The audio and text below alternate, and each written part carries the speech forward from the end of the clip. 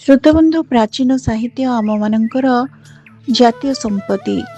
ତାର ସୁରକ୍ଷା, ତାର ରକ୍ଷଣାବେକ୍ଷଣ, ତାହାର ପୁନଃ ଉଚ୍ଚାରଣ, ଆଲୋଚନା, ଅନୁଶୀଳନ ଆମମାନଙ୍କର ଗୁରୁଦାୟିତ୍ୱ।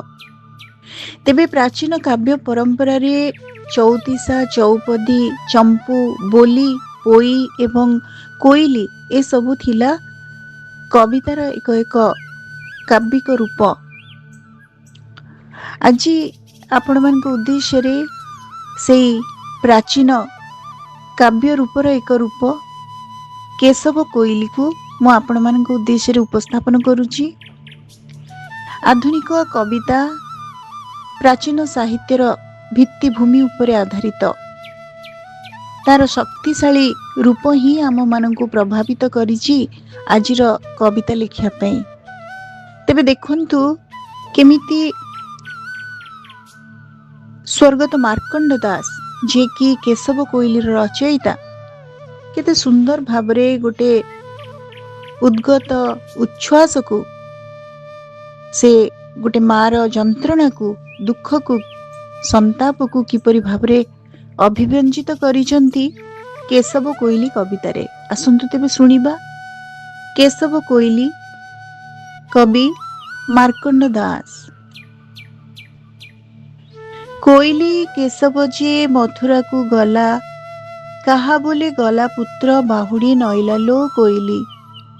କୋଇଲି କୋଇଲି କେଶବ ଯେ ମଥୁରାକୁ ଗଲା, କାହା ବୋଲେ ଗଲା ପୁତ୍ର ବାହୁଡ଼ି ନଇଲା ଲୋ କୋଇଲି। କୋଇଲି ଖଣ୍ଡ କ୍ଷୀର ଦେବି ମୁଁ କାହାକୁ, ଖାଇବାର ପୁତ୍ର ଗଲା ମଥୁରାପୁରକୁ ଲୋ କୋଇଲି। କୋଇଲି ଗଲା ପୁତ୍ର ବାହୁଡ଼ି ନଇଲା, ଗହନତ ବୃନ୍ଦାବନ ଶୋଭା ନ ପାଇଲା ଲୋ କୋଇଲି। କୋଇଲି କୋଇଲି ଘର ମୋର ନମଣନ୍ତି ନନ୍ଦ, ଘଟଣା ନ ଦିଶେ ପୁର ନଥିଲେ ଗୋବିନ୍ଦ ଲୋ କୋଇଲି। କୋଇଲି ନନ୍ଦ ଦେହ ପାଷାଣୀ ଗଢ଼ିଲା, ନୟନେ କଜଳୁ ଦେଇ ରଥେ ବସାଇଲା ଲୋ କୋଇଲି। କୋଇଲି ଚଳୁଥାଇ କଟିରେ ମେଖଳି, ଚକିତ ହୋଇଲେ ଶୁଣି ଗୋପପୁର ବାଳି ଲୋ କୋଇଲି। କୋଇଲି ଛଟେକ ମୁଁ ମାଇଲି ପୂରୁବେ, ଛାଡ଼ି ଅବା ଗଲେ କୃଷ୍ଣ ସେହି ପରାଭବେ ଲୋ କୋଇଲି। କୋଇଲି କୋଇଲି ଦୂତପଣେ ଅଇଲା ଅକ୍ରୂର, ଯାତ୍ରା ବୋଲି ଭଣ୍ଡି ନେଲା ବସାଇ ରଥର ଲୋ କୋଇଲି। କୋଇଲି ଝୁରି ଝୁରି ଲୁହ ନ ରହିଲା, ଝଗଡ଼ା ସାରିଣ କୃଷ୍ଣ ମଧୁରା ରହିଲା ଲୋ କୋଇଲି। କୋଇଲି ନିଶାକାଳେ ହରି ମାଗେ ଚାନ୍ଦ, ନୟନ ଟେକିଣ ତାଙ୍କୁ ରାଉଥାନ୍ତି ନନ୍ଦ ଲୋ କୋଇଲି।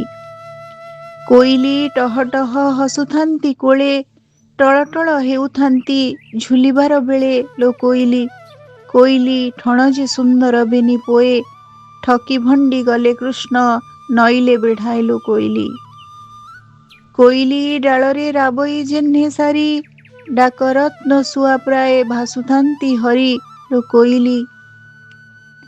କୋଇଲି ଢଳୁଛନ୍ତି ମାଏ ଯଶୋବନ୍ତୀ, ଢାଳେ ହରାଇଲି ମୋର ପୁତ୍ର ଶିରିପତି ଲୋ କୋଇଲି। କୋଇଲି ଅନେକ ହଂସିଲା ରାୟ ହଂସ, କୋଇଲି ଅନେକ ହିଂସିଲା ରାୟ କଂସ, ଅଣହେଳା କରିଣ ଆପଣେ ଗଲା ନାଶ ଲୋ କୋଇଲି। କୋଇଲି ତନୁରେ ତା ଲେପଇ କୁଙ୍କୁମ, ତନୟ ଖେଳାଉଥାନ୍ତି ଭାଇ ବଳରାମ ଲୋ କୋଇଲି। କୋଇଲି ଥନ ଭାଙ୍ଗି କ୍ଷୀରପାନ ଦେଲି, ଥବିର କାଳକୁ ପୁତ୍ର ଦେଖି ନ ପାରିଲି ଲୋ କୋଇଲି। କୋଇଲି ଦଉଡ଼ିରେ ବାନ୍ଧିଲି ପୁତ୍ରକୁ, ଦାମୋଦର ରାଗେ ଗଲେ ମଥୁରାପୁରକୁ ଲୋ କୋଇଲି। କୋଇଲି ଧନ୍ୟ ସେହି ଦଇବର ନାରୀ, ଧର୍ମ ଥିଲା ପୁତ୍ର ଗୋଟି ହୋଇଲା ତାହାରି ଲୋ କୋଇଲି। କୋଇଲି ନ ଶୋଭଇ ଗୋପପୁର ମୋର, ନାରାୟଣ ଗଲା ଦିନୁ ମଥୁରା ନଗର ଲୋ କୋଇଲି। କୋଇଲି ପବିତ୍ର ପୁରୁଷ ମୋ ମାଧୋଇ, କୋଇଲି ପବିତ୍ର ପୁରୁଷ ମୋ ମାଧୋଇ, ପବିତ୍ର ମୁଁ ହେଉଥିଲି କୃଷ୍ଣ ମୁଖ ଚାହିଁ ଲୋ କୋଇଲି। କୋଇଲି ଫଳିବାକୁ ନାହିଁ ମୋର ଆଶ, ଫଳିବାର ଫଳ ଗଲା ବାସୁଦେବ ପାଶ ଲୋ କୋଇଲି। କୋଇଲି ଫଳିବାକୁ ନାହିଁ ମୋର ଆଶ, ଫଳିବାର ଫଳ ଗଲା ବସୁଦେବ ପାଶ ଲୋ କୋଇଲି। କୋଇଲି ବହୁତ ସହିଲି ତାଙ୍କ ଅଳି, କୋଇଲି ବହୁତ ସହିଲି ତାଙ୍କ ଅଳି, ବଢ଼ାଇ ଶରଧା ଭାଙ୍ଗି ଗଲେ ବନମାଳି ଲୋ କୋଇଲି। କୋଇଲି ଭଣ୍ଡି ମୋତେ ଗଲେ ବେନି ପୋଏ, ଭାଇ ତାଙ୍କ ବଳରାମ ନଇଲେ ବେଢ଼ାଏ ଲୋ କୋଇଲି। କୋଇଲି କୋଇଲି ମଥୁରାକୁ ଯିବି କି ମୁଁ ଧାଇଁ, କୋଇଲି ମଥୁରାକୁ ଯିବି କି ମୁଁ ଧାଇଁ, ମାଧବ ମଧୁସୂଦନ ଆଣିବି କଢ଼ାଇଲୋ କୋଇଲି। କୋଇଲି ଯିବେ ଯେ ଆସିବେ ବୋଲି ଗଲେ, ଜଗତ ଜୀବନ ପ୍ରଭୁ ବେଢ଼ାଇ ନଇଲେ ଲୋ କୋଇଲି। କୋଇଲି ରତ୍ନ ବସ୍ତ୍ର ଅଳଙ୍କାର ମାନ, ରାମକୃଷ୍ଣ ଶ୍ରୀଅଙ୍ଗକୁ ଦିଶେ ଶୋଭାବନ ଲୋ କୋଇଲି। କୋଇଲି ଲକ୍ଷ୍ମୀବନ୍ତ ଅଟେ ନାରାୟଣ, ଲଳିତରେ ନାମ ଦେଲେ ସେ ଗର୍ଗ ବ୍ରାହ୍ମଣ ଲୋ କୋଇଲି। କୋଇଲି ବୃନ୍ଦାବନ ନଶ ଭୋଇ ମୋର, କୋଇଲି ବୃନ୍ଦାବନ ନଶ ଭୋଇ ମୋର, ବଛା କିଏ ତରାଇବ ଯମୁନାର ତୀର ଲୋ କୋଇଲି। କୋଇଲି କୋଇଲି ଶ୍ରୀମନ୍ତ ପୁରୁଷ ମୋ ମାଧୋଇ, କୋଇଲି ଶ୍ରୀମନ୍ତ ପୁରୁଷ ମୋ ମାଧୋଇ, ଶ୍ରୀରଙ୍ଗ ଗଲା ଦିନୁ ନନ୍ଦ ହେଲେ ବାଇଲୋ କୋଇଲି। କୋଇଲି ଶଶୀ ଜେହ୍ନେ ଦିନୁ ଦିନ କ୍ଷୀଣ, ସେହି ମତି କ୍ଷୀଣ ହେଲେ ମୋ ନନ୍ଦ ରାଜନ ଲୋ କୋଇଲି।